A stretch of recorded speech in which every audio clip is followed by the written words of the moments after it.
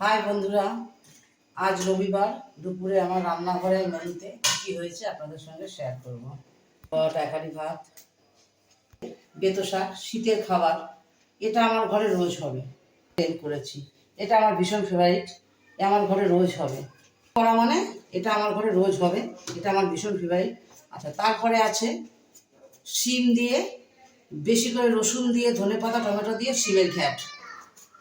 এটা ভীষণ অপূর্ব লাগে খেতে, ভীষণই ভালো লাগে, গরম গরম ভাতে খেতে ভীষণ ভালো লাগে। আছে এই যে কাতলা মাছের তেল পটকা, পেঁয়াজ দিয়ে কাঁচা লঙ্কা দিয়ে সুন্দর করে ভাজা, এই যে তেল পটকা ভীষণ প্রিয়।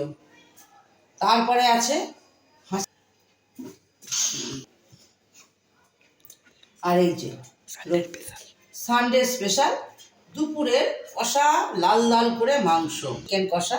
এটা হচ্ছে দুপুরের স্পেশাল লাল লাল করে চিকেন কষা। এগুলো কালকের কিছু এক্সট্রা খাবার আছে, সেইগুলো